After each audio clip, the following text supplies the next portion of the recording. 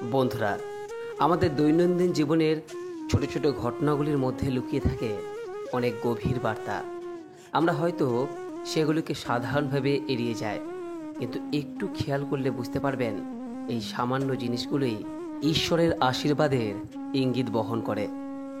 বন্ধুরা, অনেকেই এই বিষয়টি হতাশ হয়ে বলে থাকেন যে আমরা তো প্রতিদিন ভক্তি ভরে পূজা করি, প্রসাদ নিবেদন করি, প্রার্থনা করে থাকি এবং দিন রাত ভগবানকে ডাকি, তবু কেন যেন মনে হয় ঈশ্বর আমাদের কথা শোনেন না, আমাদের দুঃখ যেন শেষই হয় না। কিন্তু আপনি কি জানেন যে আপনার ডাক, আপনার প্রার্থনা, আপনার ভালোবাসা সমস্ত কিছুই পৌঁছায় ঈশ্বরের কাছে, আর তিনি নিঃশব্দে আপনার জীবন থেকে কষ্ট সরিয়ে দিচ্ছেন, অজানা বিপদ থেকে আপনাকে রক্ষা করছেন। হয়তো আপনার বিশ্বাস নাও হতে পারে, তাই আজ এই ভিডিওর মাধ্যমে আপনাদের জানাবো, যখন ভগবান আপনার পূজা অর্চনায় সন্তুষ্ট হয়ে আপনার গৃহে বাস করেন, তখন ঠিক কী কী অলৌকিক লক্ষণ প্রকাশ পায়। এই লক্ষণগুলি হয়তো আপনিও আপনার ঘরে অনুভব করেছেন, কিন্তু খুব একটা গুরুত্ব দেননি। আজ সেই সব ইঙ্গিতকে চিনুন, কারণ এগুলি হলো প্রমাণ আপনি একা নন, ভগবান নিজে আপনার ঘরে অবস্থান করছেন।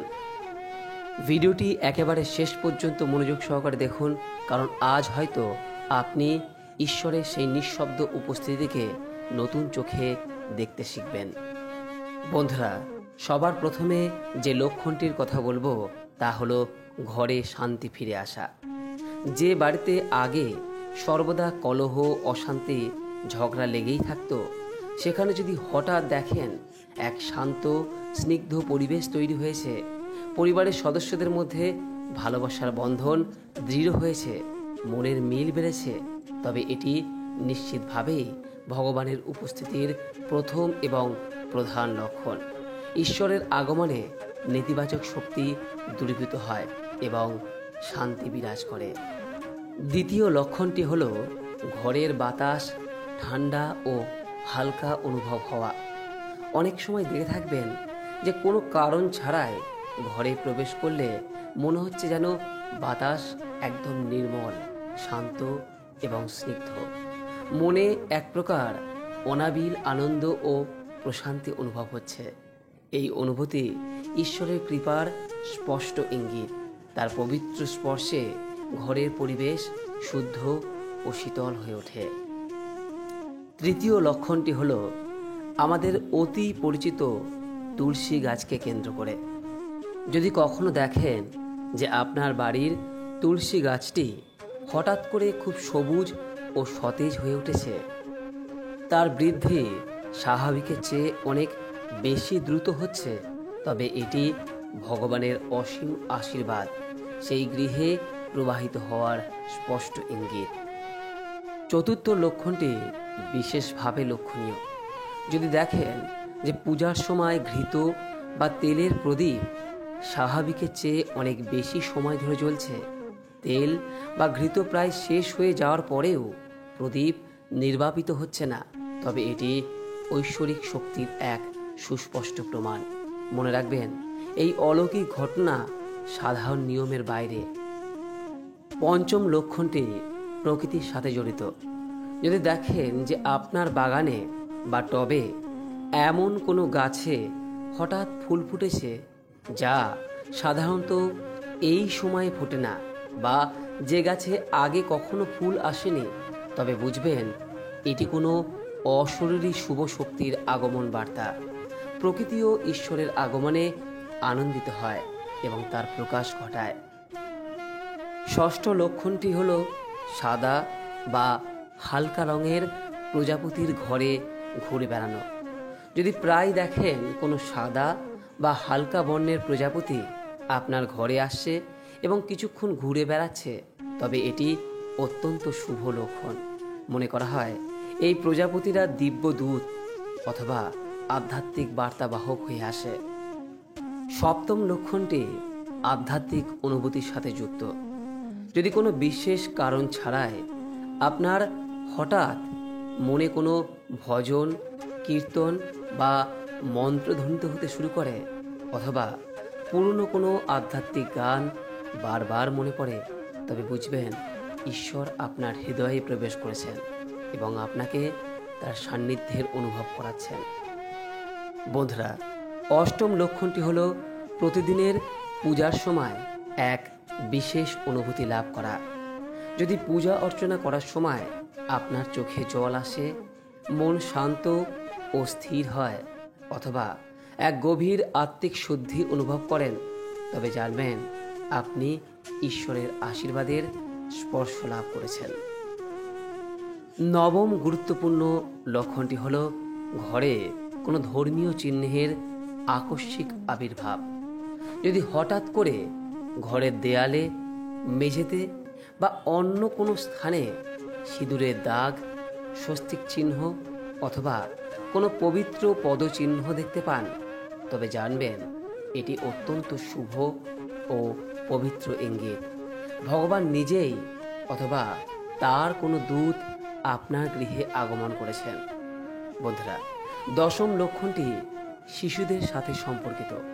যদি দেখেন আপনার বাড়ির শিশুরা অকারণে হাসছে, খেলা করছে এবং কোনো প্রকার অস্থিরতা দেখাচ্ছে না, এমনকি যদি তারা ভক্তিমূলক কোনো গান বা মন্ত্র শুনলে মনোযোগী হয়ে ওঠে, তবে বুঝবেন কোনো পবিত্র শক্তি সেই স্থানে বিরাজ করছে। একাদশ লক্ষণটি হলো শুভ পাখির আগমন। যদি প্রায় দেখেন ঘুঘু, সাদা পায়রা অথবা কোনো দম্পতি পাখি আপনার ঘরের আশেপাশে আসছে, তবে এটি পবিত্রতা ও সৌভাগ্যের বার্তা বহন করে আনে। এই পাখিদের উপস্থিতি ঈশ্বরের শান্তির প্রতীক। বন্ধুরা, দ্বাদশ লক্ষণটি আমাদের ঘ্রাণ শক্তির সাথে যুক্ত। যদি হঠাৎ করে আপনার ঘরে ধূপ, চন্দন, কর্পূর অথবা কোনো মিষ্টি ফুলের সুগন্ধ অনুভব করেন, অথচ আশেপাশে এইগুলির কোনো উৎস না থাকে, তবে এটি অদৃশ্য ভগবানের পবিত্র উপস্থিতির পরিচয়। ত্রয়োদশ লক্ষণটি হল কোনো সাধু বা ধার্মিক গুরুজনের অপ্রত্যাশিত আগমন। যদি হঠাৎ করে কোনো পবিত্র ব্যক্তি আপনার বাড়িতে আসেন, তবে জানবেন তিনি ঈশ্বরের দূত হয়ে এসেছেন, আপনার এবং আপনার পরিবারের জন্য আশীর্বাদ নিয়ে এসেছেন।